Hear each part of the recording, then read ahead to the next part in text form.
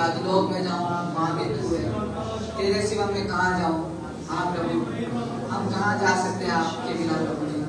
धन्यवाद आपकी दया के लिए, आपके प्रेम के लिए, आपके हर एक छत्र छाया के लिए पिता, जो आप हमेशा अपने दासों में अपने बच्चों के ऊपर रखे रहते हो पिता। धन्यवाद आपकी दया के लिए, आपके आशीर्वाद के लिए प्रभु जी। हाँ प्रभु जी, तो सब कोई नहीं है जो हमसे प्रेम कर सके प्रभु। धन्यवाद प्रभु जी, आप हमारे अगुवाई करिए, हम सभी के जीवन से आपको महिमा मिले पिता, आपको आदर मिले, हर एक चीज से पिता आपकी महिमा और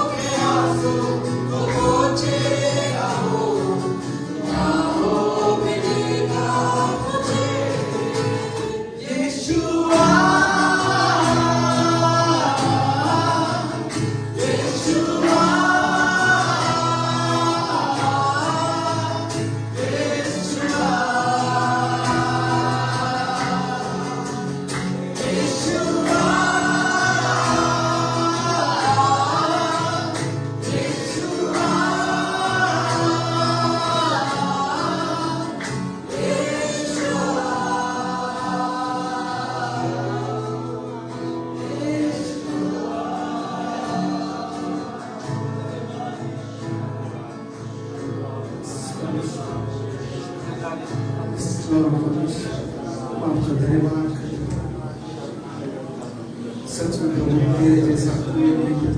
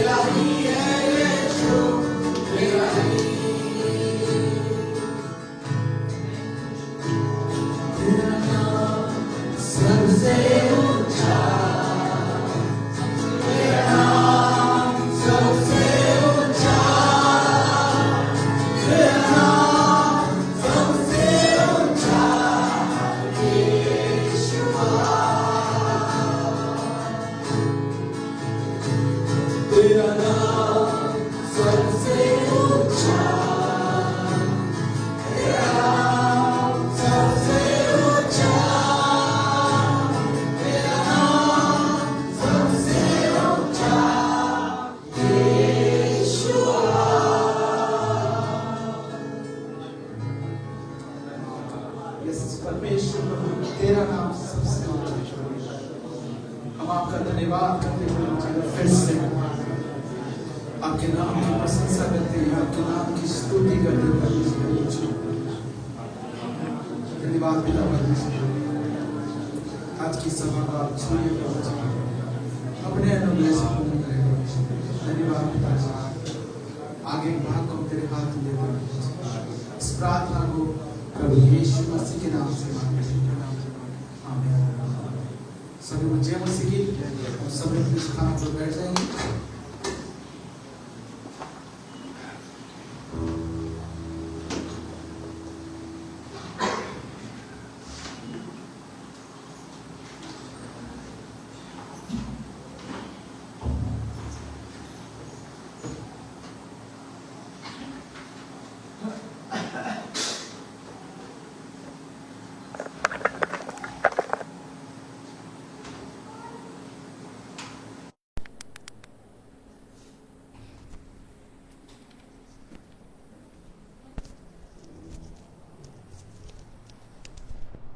पहला मैसेज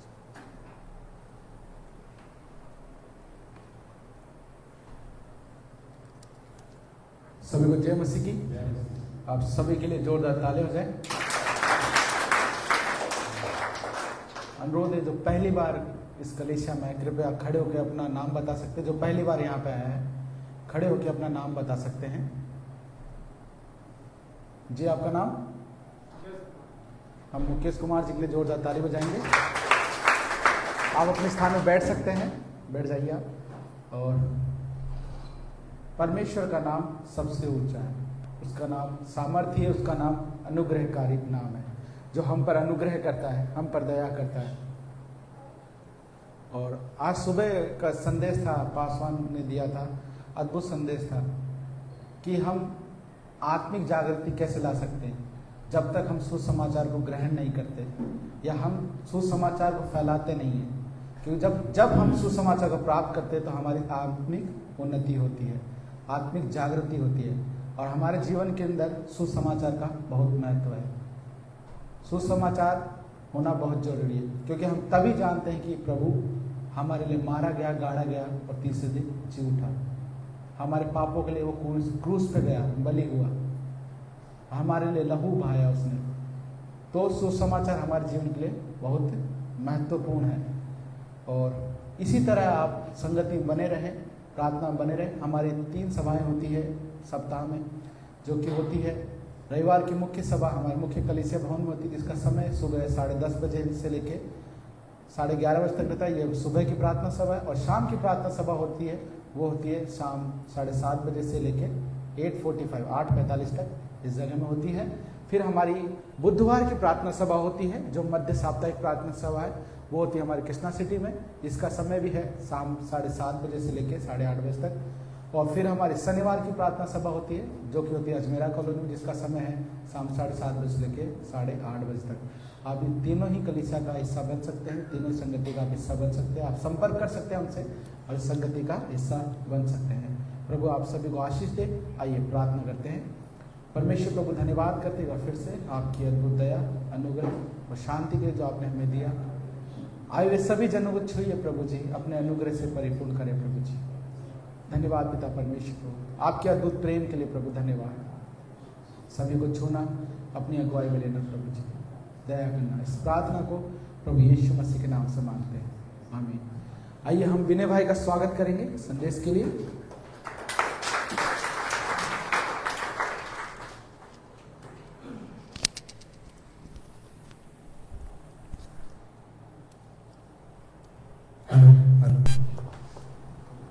आप सभी को जय मसीह की।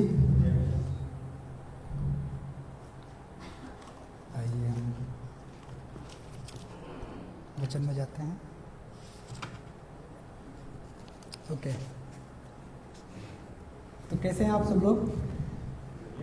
अच्छे हैं ना? ठीक है, मैं आशा करता हूँ कि आप सब लोग सही हो गए। तो आइए वचन में जाने से पहले हम प्रार्थना करते हैं। धन्यवाद करते हैं मेरे परमेश्वर पिता जी, आपको महिमा, आपको आदर देते हैं मेरे प्रभु जी, सुंदर समय के लिए प्रभु जी, जो हम सब यहाँ पे उपस्थित हैं परमेश्वर पिता जी। आपकी महिमा, आपकी बढ़ाई के लिए परमेश्वर पिताजी, परमेश्वर पिताजी, जो भी हम बोले प्रभु जी वो आपकी पवित्र आत्मा के द्वारा होने पाए। परमेश्वर पिताजी आप प्रभु जी में सिखाइए, आप प्रभु जी अपने अनुग्रह, अपने प्रेम से भरिए प्रभु जी। धन्यवाद करते हैं प्रभु जी। यहाँ पे आए हुए अरे भाई बहन को आपके हाथों में सौंपते हैं प्रभु जी। आप प्रभु जी अपनी पवित्र आत्मा से प्रभु जी इनके बुद्धि को, इनके मनों को तैयार करिए प्रभु जी, कि वचन को सुनने पाएँ, समझने पाएँ, उस पर चलने पाएँ। धन्यवाद प्रभु जी। आदर महिमा आपको देते हैं इस प्रार्थना को प्रभु यीशु मसीह के नाम से, आमीन। आइए हम वचन में जाएंगे। तो आज का मेरा टॉपिक है कि हम परमेश्वर की सेवा करने के लिए रचे गए हैं और बुलाए गए हैं। ओके, क्या है टॉपिक? कि हम परमेश्वर की सेवा करने के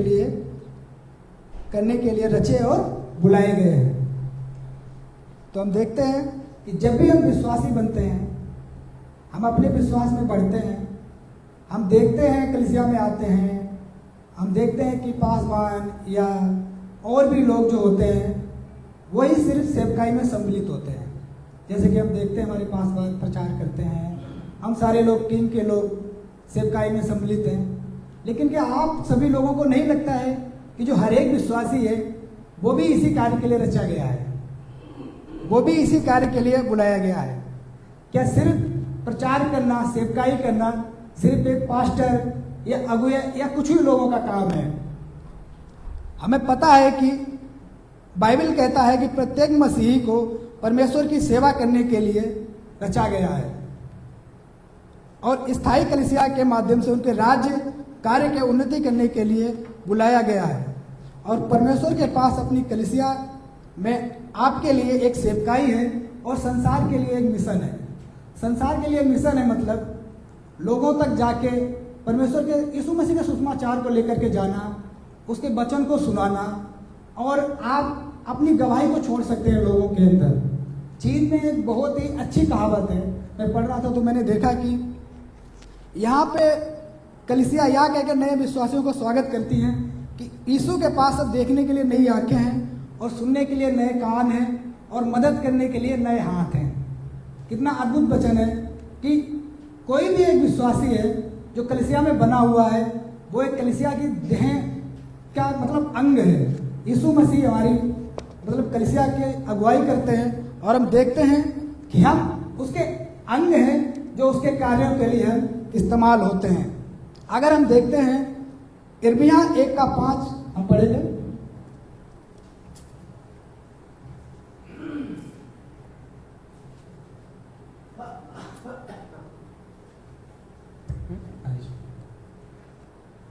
गर्भ में रखने से पहले ही मैंने तुझ पर चित्त लगाया और उत्पन्न होने से पहले ही मैंने तुझे अभिषेक किया, मैंने तुझे जातियों का भविष्यवक्ता ठहराया। यस, परमेश्वर ने यिर्मयाह से, जिसे उसने प्रचारक बनने के लिए बुलाया था, उसे यह वचन कहा कि गर्भ में रचने से पहले ही मैंने तुझ पर चित्त लगाया है और उत्पन्न होने से पहले मैंने तेरा अभिषेक किया है।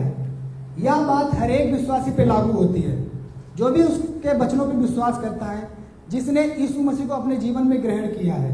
हम ये नहीं कह सकते हैं कि ये जो वचन है ये सिर्फ पास्टर के लिए है या सिर्फ कुछ लोगों के लिए है। क्या ये वचन दीपक भाई के लिए है? नहीं, ये वचन कलीसिया में आए हुए हर एक विश्वासी के लिए है जो इस कलीसिया में बैठा हुआ है। तो हम आज कुछ पॉइंटों के बारे में देखेंगे। ओके, हर कोई विश्वासी सेवकाई के लिए रचा गया है। जो भी यीशु मसीह पे विश्वास करता है वो उसकी सेवकाई के लिए रचा गया है। ओके, तो हम यहाँ पे देखते हैं इफिसियों का 2:10 पढ़ेंगे।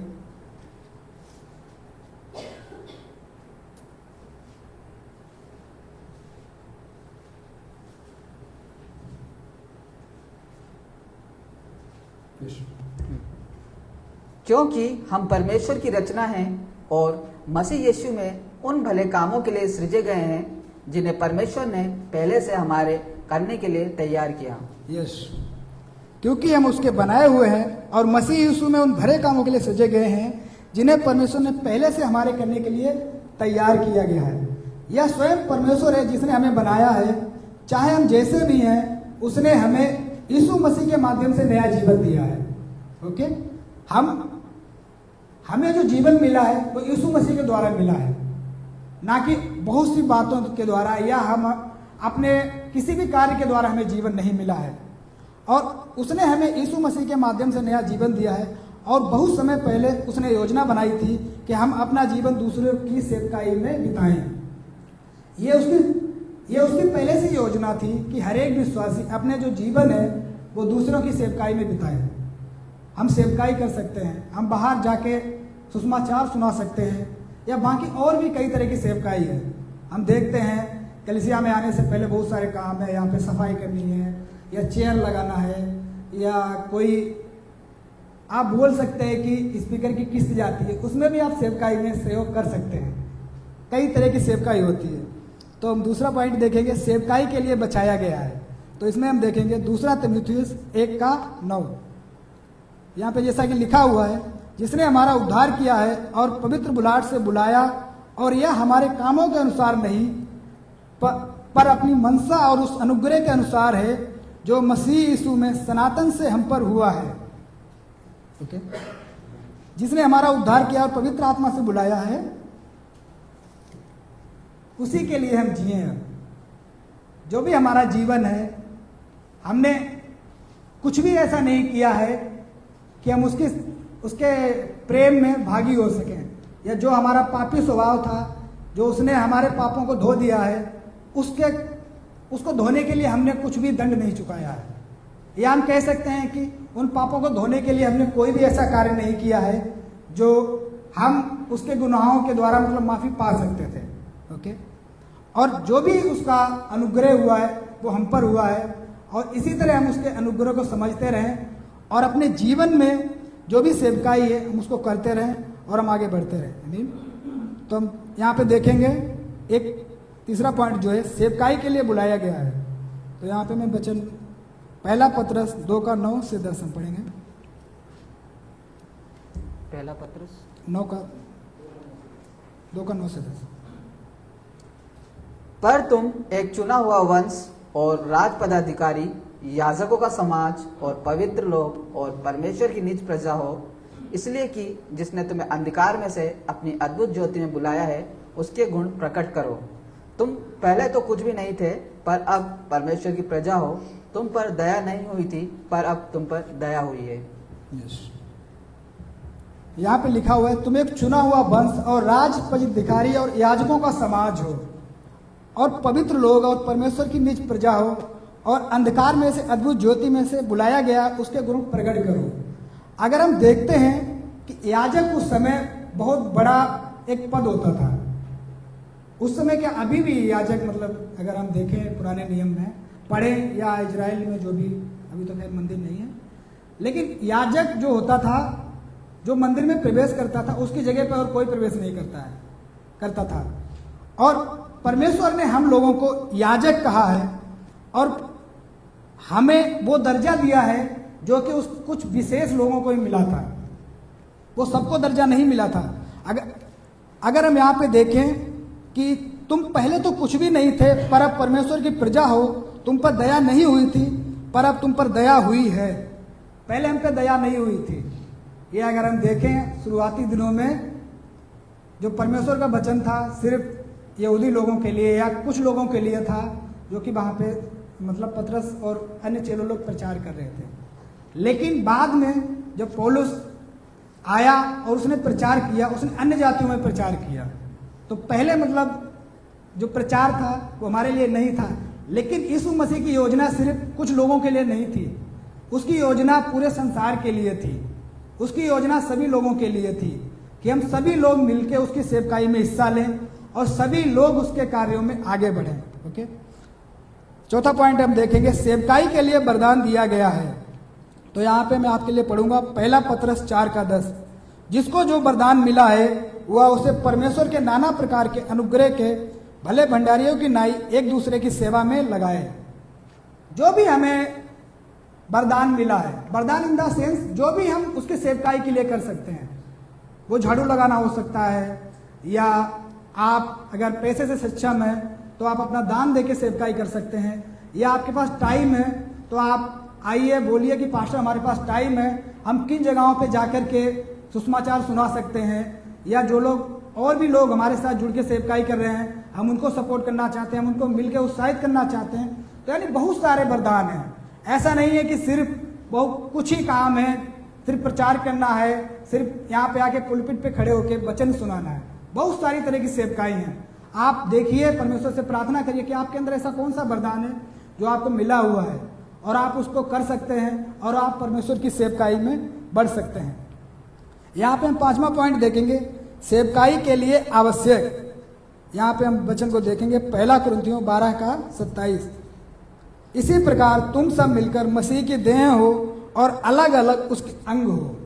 हम सब क्या है? हम सब मसीह की देह और अलग अलग उसके अंग हैं।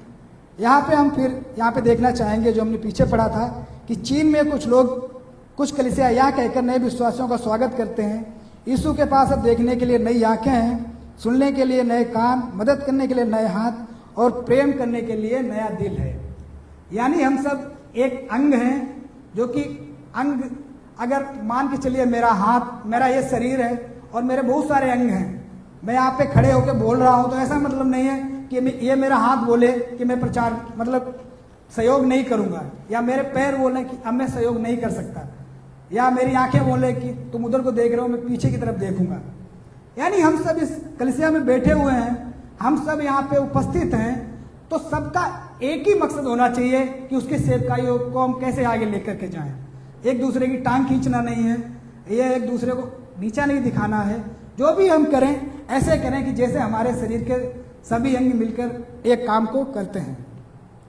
तो यहाँ पे जो 6वां पॉइंट है, सेवकाई के लिए प्रशिक्षित किया जाना। तो यहाँ पे हम देखेंगे, उसने कुछ प्रेरित नियुक्त किए करके और कुछ को भविष्यवक्ता नियुक्त करके और कुछ को सुसमाचार सुनाने वाले नियुक्त करके और कुछ को रखवाले और उपदेशक नियुक्त कर दिया, जिससे पवित्र लोग सिद्ध हो जाएं और सेवा का काम किया जाए और मसीह की देह उन्नति पाए, जब तक कि हम सब विश्वास और परमेश्वर के पुत्र की पहचान में एक ना हो जाएं और एक सिद्ध मनुष्य ना बन जाएं और मसीह के पूरे ढील ढोल तक ना पड़ जाएं। इफिसियों का 11 से 13 अध्याय है। यानी ये भी एक सेवकाई है, प्रशिक्षित करना। यानी आप सब लोग जो हमारे क्लासेस शुरू हो रहे हैं उसमें आकर के सीख सकते हैं।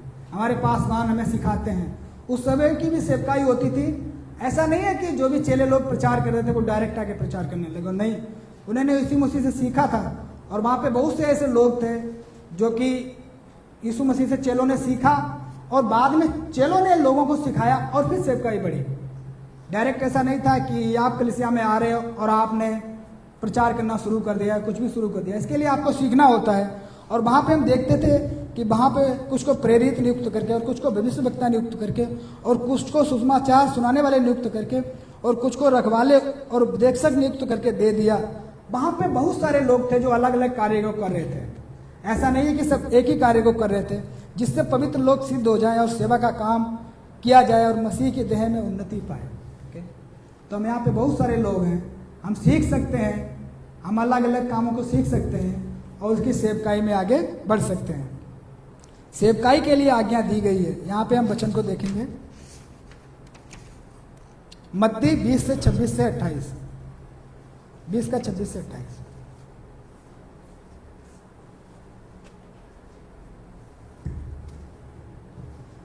परंतु तुम में ऐसा ना होगा, परंतु जो कोई तुम में बड़ा होना चाहे वह तुम्हारा सेवक बने, और जो तुम में प्रधान होना चाहे वह तुम्हारा दास बने। जैसे कि मनुष्य का पुत्र है, वह इसलिए नहीं आया कि अपनी सेवा करवाए, परंतु इसलिए आया कि सेवा करे और बहुतों के छुटकारों के लिए अपना प्राण दे। जैसा कि हमने सुना है कि परंतु तुम्हें ऐसा ना हो कि कोई बड़ा बनना चाहे और छोटा बनना चाहे। इस दृष्टांत को हमने देखा था। दृष्टांत क्या, यहाँ पे हमने देखा था कि यीशु मसीह जब थे तो वहाँ पे एक स्त्री अपने बेटे को लेके आई थी। उसने कहा था कि शायद ऐसे स्टोरी है ना कि चेलों ने पूछा था कि कौन बड़ा है और कौन छोटा है। तो यीशु मसीह ने बोला था जो छोटा है वो बड़ा किया जाएगा और जो बड़ा है वो छोटा किया जाएगा। यानी मतलब था कि वहाँ पे कोई ऊपर नहीं था, कोई नीचे नहीं था। जिसको जो काम मिला था वो अपनी योग्यता के अनुसार और अपने हिसाब से कर रहा था। वहाँ पे उनके लिए कोई ये नहीं था कि ये काम बड़ा है और ये काम छोटा है। कलीसिया में जैसे कि हम देखते हैं, हम ये नहीं कह सकते कि दीपक भाई गिटार बजा रहे हैं तो मैं पीछे कैमरे के पीछे क्यों हूँ, मैं भी आगे आके गिटार बजाऊंगा। मुझे नहीं आता है काम। अगर मुझे आता है कि मैं झाड़ू लगाऊं तो मैं झाड़ू लगा सकता हूँ। यानी कलीसिया में बहुत सारे काम हैं और मुझे लगा है कि मैं ये काम अगर सही से कर सकता हूँ तो हम उसी काम को करें। और अगर हम देखें यहाँ पे, और जो तुम में प्रधान होना चाहे वह तुम्हारा दास बने, जैसा कि मनुष्य का पुत्र इसलिए नहीं आया कि उसकी सेवा टहल करी जाए, परंतु इसलिए आया कि आप सेवा टहल करें और बहुतों की छुड़ौती के लिए अपना प्राण दे। यीशु मसीह के बारे में लिखा है कि यीशु मसीह इसलिए नहीं आया था कि वो यहाँ पे राजा बने और सब लोग उसकी मतलब महिमा करें या उसके जैसे राजा के। हम देखते हैं कि बहुत सारे लोग होते हैं जो उसके कार्य करते हैं, बहुत सारे कुछ काम करते हैं। हम देखते हैं कि यीशु मसीह आया, उसने हमको एक सिद्धांत ऐसा दे के गया कि उसने अपने चेलों के पैरों को धोया और उसने बोला कि जब मैंने ऐसा किया है तो आप भी ऐसा ही करो। और उसने हमारे लिए अपना प्राण दे दिया। उसने ये नहीं बोला कि मैं परमेश्वर हूँ तो मैं तुम्हारे लिए क्यों मरूं, या तुम तो पापी लोग हो। वो पवित्र था, उसने ये बात नहीं बोली कि तुम पापी हो मैं पवित्र हूँ। उसने हमसे घृणा नहीं की। हम पापी थे फिर भी वो हमारे लिए आया, इस संसार में आया और वो मरा। हम वचन पढ़ रहे थे, हम बाइबल क्लास में पढ़ रहे थे, इस बात पे चर्चा कर रहे थे कि यीशु मसीह का, परमेश्वर का मानव शरीर में आना, हम सोच सकते हैं कि एक इंसान का कोई बहुत ही एक छोटे कीड़े में या ऐसी जगह पे मतलब आना जाना जहाँ पे हम सोच भी नहीं सकते। वो स्वर्ग से अपनी महिमा को छोड़ के धरती पे आया और उसने हमारे लिए अपने प्राण को दिया। तो हम आखिरी और लास्ट इसको देखेंगे, सेवकाई के लिए जवाब दे और उनके सेवकाई के अनुसार उन्हें इनाम दिया जाएगा। तो हम यहाँ पे देखेंगे कुलसियों 3:23 और 24।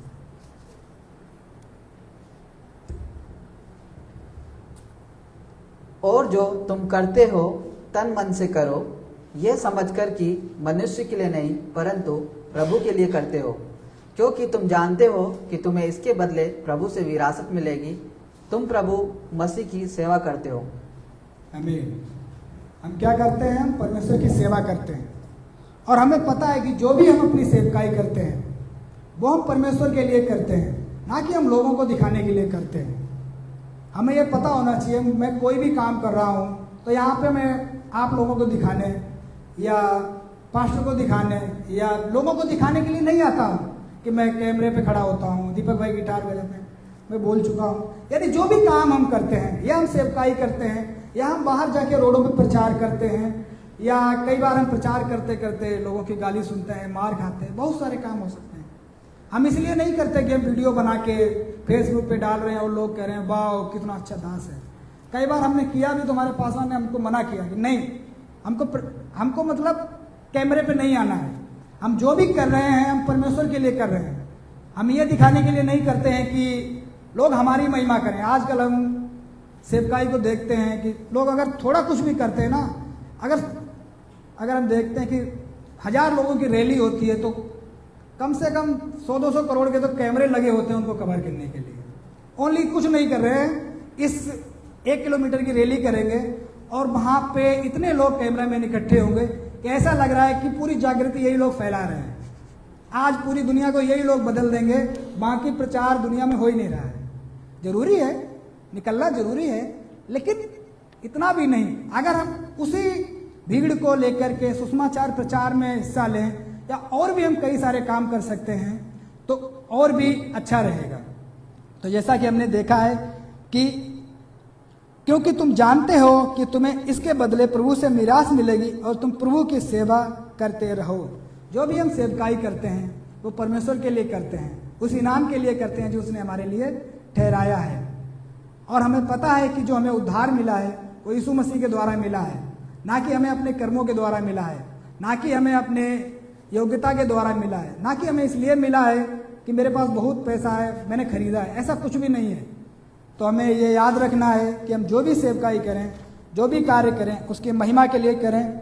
और मैं फिर से आपको बताना चाहता हूँ कि हम परमेश्वर की सेवा करने के लिए रचे गए हैं और बुलाए गए हैं। तो मैं आशा करता हूँ कि आप लोगों ने सुना और उस पर मनन करेंगे।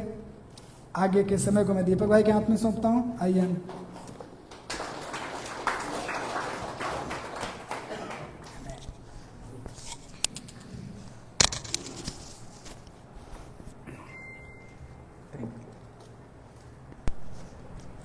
धन्यवाद विनय भाई, और धन्यवाद हमारे पासवान का ये मौका दिया।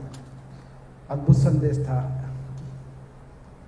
परमेश्वर ने हमें इस्तेमाल किया है। और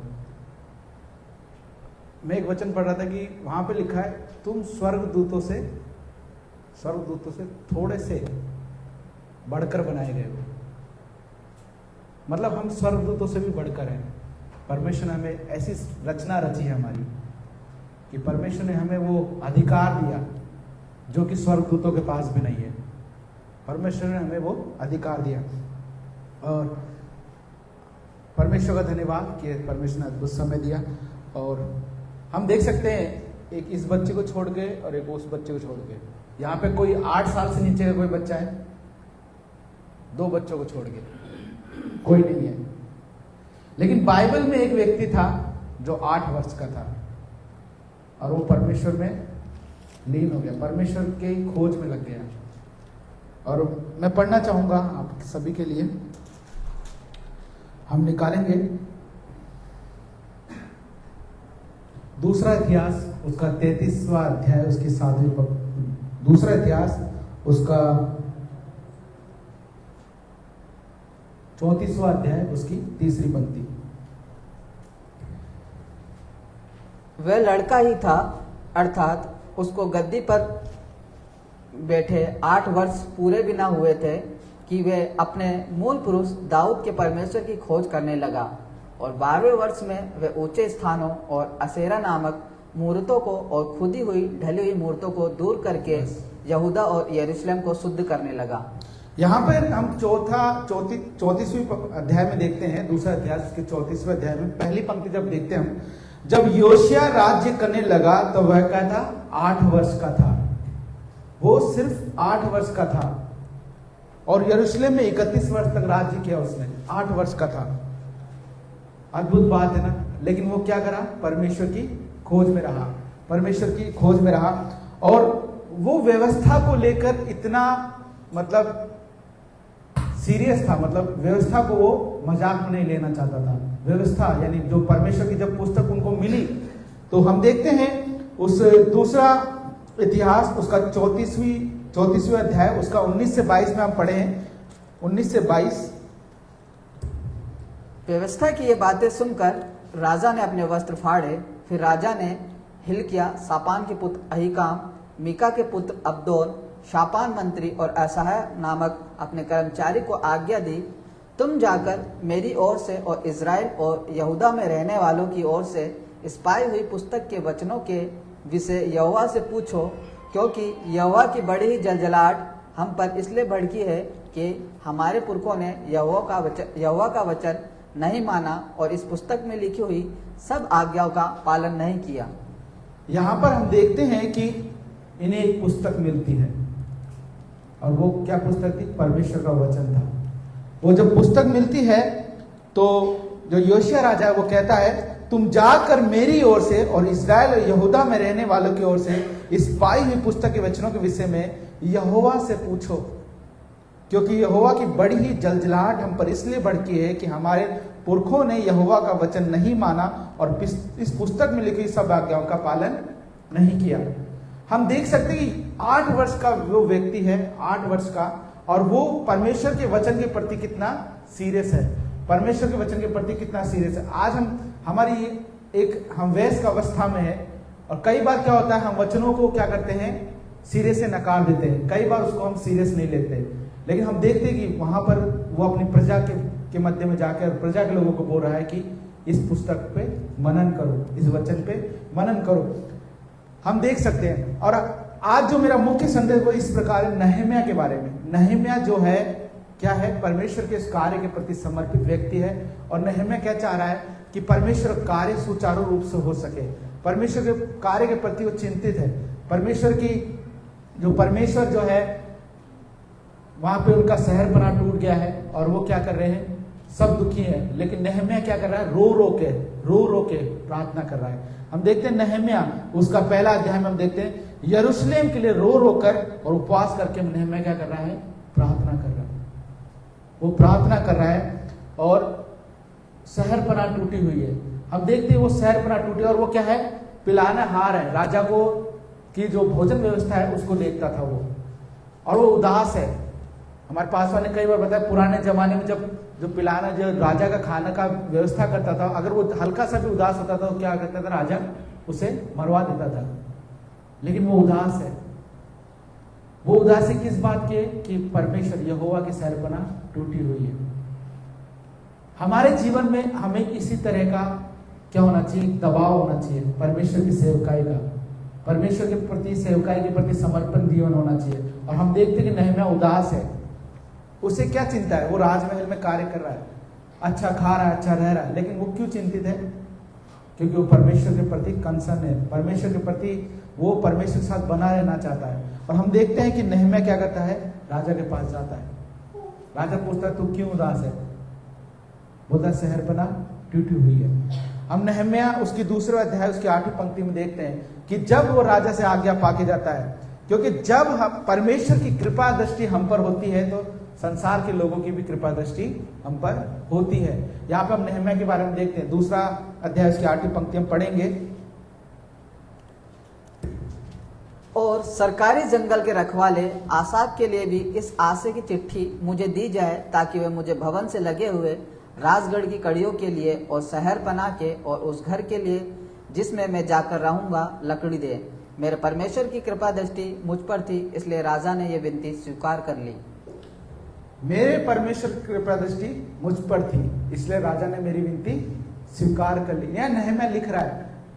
नहम्याह कह रहा है कि मुझे आज्ञा दे कि वो लकड़ी मुझे मिल जाए, मैं ताकि शहरपनाह को बना सकूं।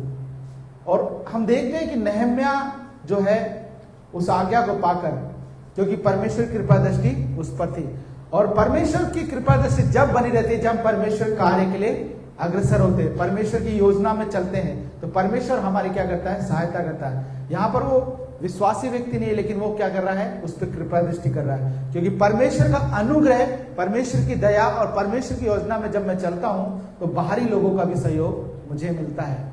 और यहाँ पे नहम्याह को सहयोग मिला, और हम देखते हैं कि वो अनुग्रह मिला और वो क्या होता है? उसको लकड़ी मिलती है। अब नहम्याह 4थे अध्याय में देखते हैं इजरायलियों का मजाक उड़ाया जा रहा है। 4था अध्याय में देखेंगे, पढ़ेंगे एक से।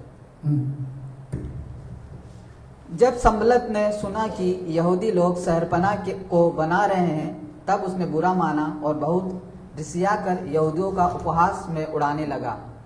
वे अपने भाइयों के और सामरिया के सेना के सामने ये कहने लगा, वे निर्बल यहूदी क्या करना चाहते हैं? क्या वे काम अपने बल से करेंगे? क्या वे अपना स्थान दृढ़ करेंगे? क्या वे यज्ञ करेंगे? क्या वे आज ही सबको निपटा डालेंगे? क्या वे मिट्टी के ढेरों में के जले हुए पत्थरों को फिर नए सिरे से बनाएंगे? उसके पास तो अम्मोनी तौबियत था और कहने लगा, जो कुछ वे बना रहे हैं, यदि कोई गीदड़ भी उस पर चढ़े तो वह उनकी बनाई हुई पत्थर की शहरपनाह को तोड़ देगा। यहाँ पे देखा आपने किस तरह से मजाक उड़ाया जा रहा है। कई बार सेवकाई के अंदर लोग हमारा मजाक उड़ा सकते हैं, कई बार हम जो कार्य परमेश्वर कर रहे हैं लोग हमारा मजाक बना सकते हैं। आज की युवा जनरेशन में क्या होता है, कई बार हम कहते हैं, जैसे आज हमारे पास ने एक उदाहरण दिया था कि आज की जनरेशन कुछ इस प्रकार से हो गई, युवा जनरेशन, कि उन्हें ये चीजें बोरिंग लगती है, उन्हें ये चीजें अच्छी नहीं लगती है कि हम संगति में हैं। उन्हें क्या अच्छा लगता है कि हम फेसबुक, इंस्टाग्राम, जो कुछ भी है, हम सोशल लाइफ जीना चाहते हैं, दिखावे का जीवन जीना चाहते हैं, स्टैंडर्ड मेंटेन करना चाहते हैं। कई बार होता है कि हम भले मेरे पास कुछ नहीं है, लेकिन मैं क्या कर रहा हूँ, कंपैरिजन कर रहा हूँ कि मैं भी ऐसा बनूं। हम एक आइडल बना लेते हैं, परमेश्वर को छोड़कर हमारा कोई और हीरो बन जाता है। और यहाँ पर क्या होता है, हमें वो अच्छा नहीं लगता। लेकिन कुछ जो विश्वासी, जो विश्वास में बढ़ रहे हैं, जो हमारी उम्र के हैं, अन्य लोग हमारा मजाक उड़ाएंगे, तुम किस जगह चले गए, किस स्थिति में चलो, एंजॉय करो लाइफ का, एक ही जीवन है। यहाँ पर इनका मजाक उड़ाया जा रहा है। और किस तरह की, कोई गीदड़ भी अगर इस शहरपनाह पे जाए तो ये टूट जाएगी, मजाक बनाया जा रहा है। लेकिन ये लोग भूल गए कि यिर्मयाह 9 का 23 क्या कहता है। यिर्मयाह 9 का 23,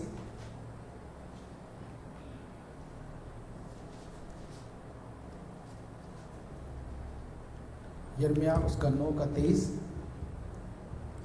यहोवा यूं कहता है, बुद्धिमान अपनी बुद्धि पर घमंड ना करे, ना वीर अपनी वीरता पर, ना धनी अपने धन पर घमंड करे। यहोवा हमें साफ कहता है कि हमें इन चीजों पर घमंड नहीं करना। यहाँ पे इन लोगों को घमंड हो गया था, इन लोगों को घमंड हो गया, लेकिन ये नहीं जान रहे थे कि नहम्याह का परमेश्वर यहोवा उसके संग है, उसके साथ है।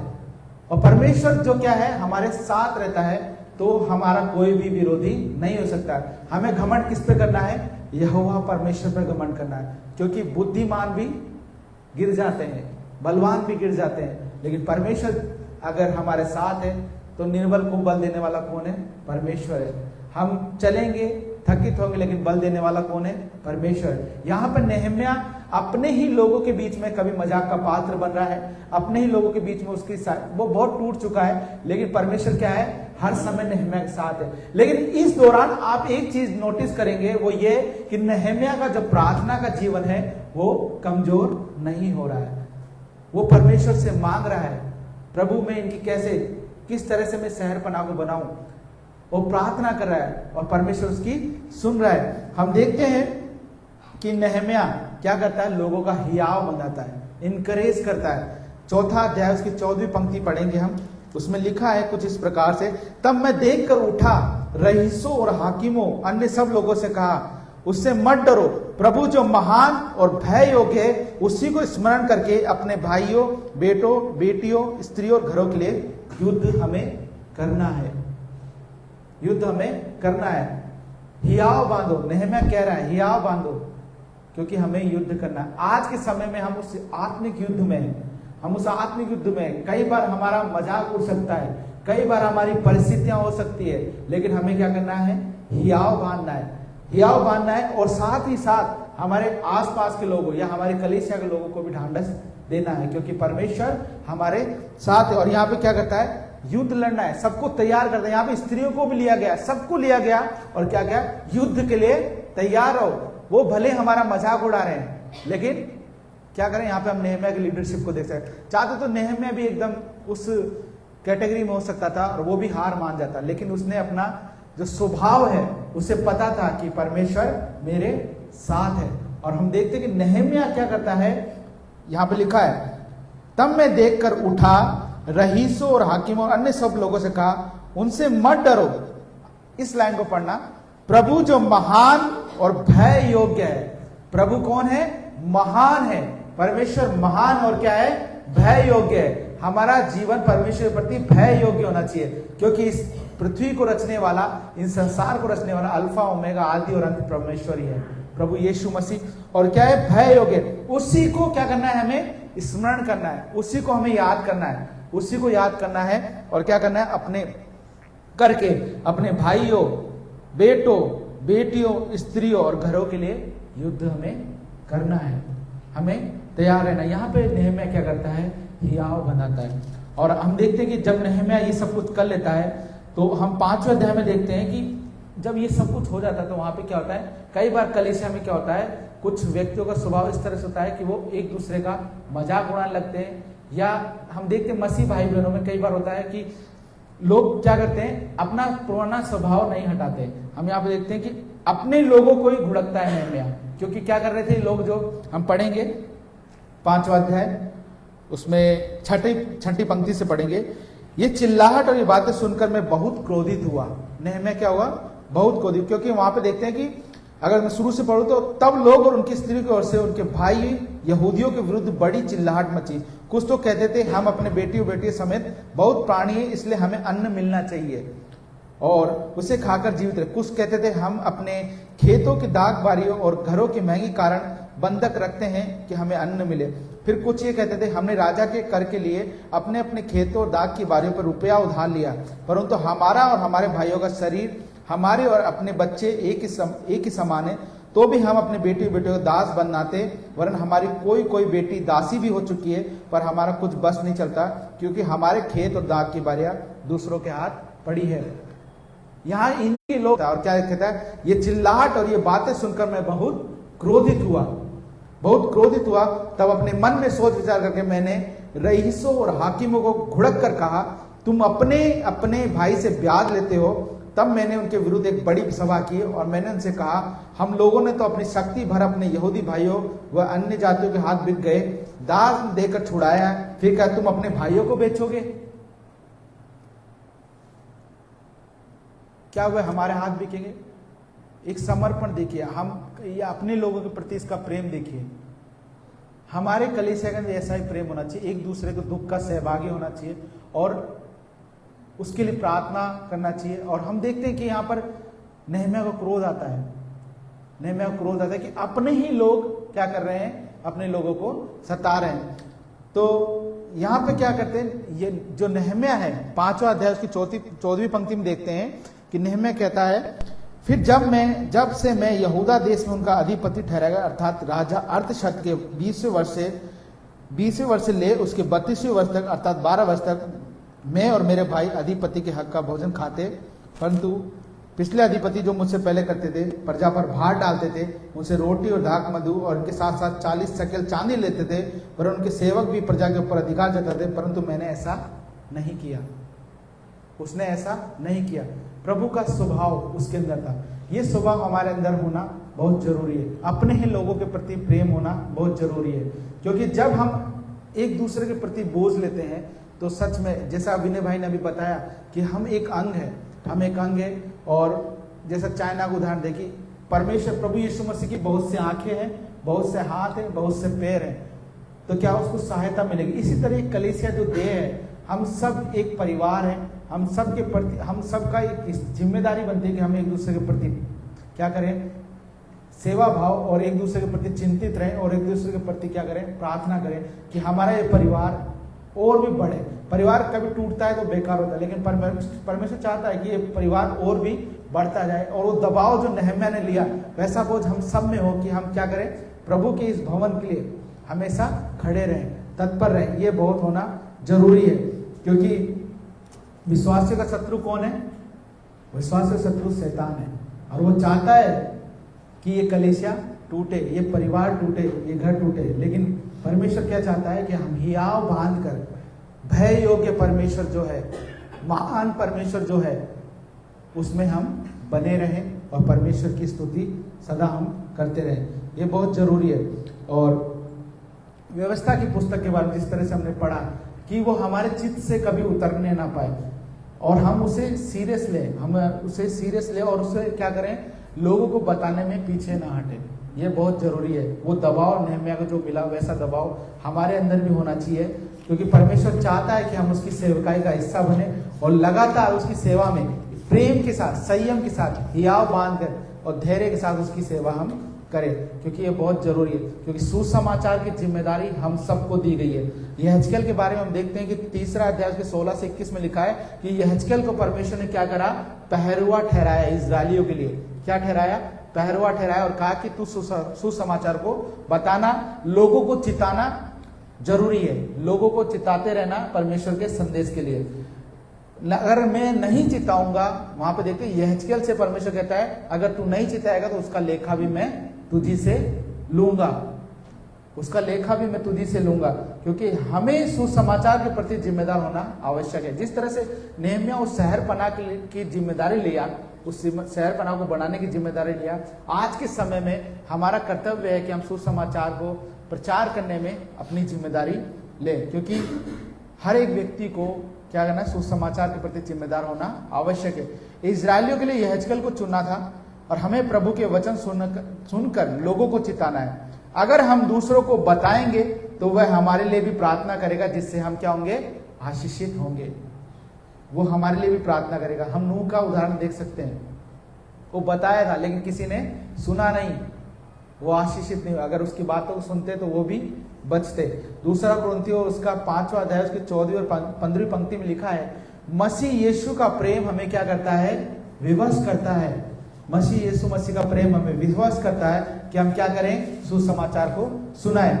भक्त सिंह का उदाहरण हमने देखा है। भक्त सिंह जो साधु सुंदर दास के भतीजे थे, उन्होंने कहा था कि उनके माता पिता बोलते हैं ये बात किसी को पता नहीं चलना चाहिए कि तू विश्वासी बन गया है, ये बात किसी को पता नहीं चलना चाहिए। भक्त सिंह क्या बोलते हैं, क्या मैं बिना सांस लिए रह सकता हूं? क्या मैं बिना सांस लिए रह सकता हूं। यीशु का प्रेम मुझे विवश करता है, यीशु का प्रेम मुझे विवश करता है। मुंबई में सेवा करते रहे और बिजली के खंभे के नीचे बैठकर यीशु के पर्चे बांटते थे वो भक्त सिंह। और ये सच में परमेश्वर अद्भुत कार्य था। एक बार क्या हुआ, जब वो अच्छे घर से थे लेकिन उनके पास पैसे नहीं थे, जब वो प्रचार कर रहे थे ऐसे बांट रहे थे पर्चे, तो उनके जेब में क्या हुआ, एक सिक्का, जो उनकी गवाही है कि एक सिक्का जो था वो सोने का बन गया। उनकी जेब के अंदर वो सोने का सिक्का बन गया। क्योंकि जब परमेश्वर की योजना में बने रहते, परमेश्वर हमारी जरूरतों को जानता है और परमेश्वर जो चाहता है वो हम, जब हम उसकी योजना के अनुसार चलते तो वो जरूर करता है। पास्टर सिबेली का कई बार मैं उदाहरण दे चुका हूं। उनके पास 3 व्यक्ति आए, बोले हमें पास्टर बनना है। क्या बनना है? हमें पास्टर बनना है। पहला बोलता है, पास्टर सिबेली, अच्छा पास्टर बनना है, तो पहले से पूछते हैं कि तुम क्यों बनना चाहते हो? तो वो बोलता है नरक एक सच्चाई है और लोगों को बताना चाहता हूं। फिर दूसरे से पूछते हैं, प्रभु यीशु सच्चा है, वचन सच्चा है। फिर तीसरे व्यक्ति से पूछते हैं कि तुम क्यों बनना चाहते हो? तो वो कहता है मसीह का प्रेम मुझे विवश करता है।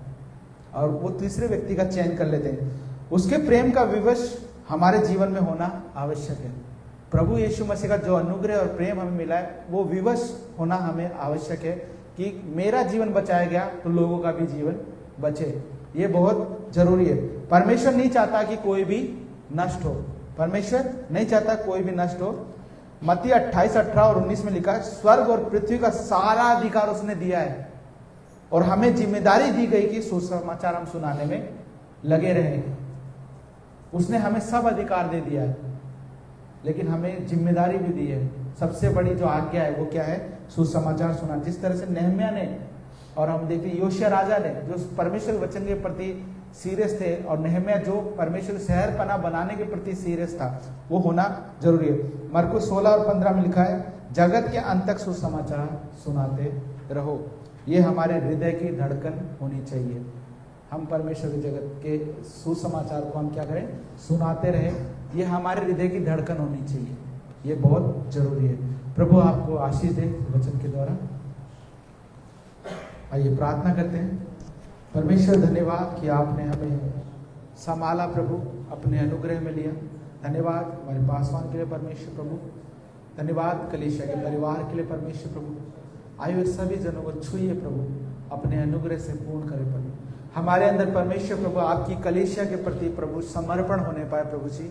हमारे अंदर वो दबाव होने पाए, वो व्यवस्था होने पाए परमेश्वर प्रभु, कि हम इस कलीसिया को और भी स्थिर कर सके परमेश्वर प्रभु। तन मन और धन से पिता परमेश्वर प्रभु हम एक अंग होकर परमेश्वर प्रभु इस कलीसिया को बढ़ा सके पिता। तू दया कर प्रभु, तू हम पर अनुग्रह कर परमेश्वर प्रभु।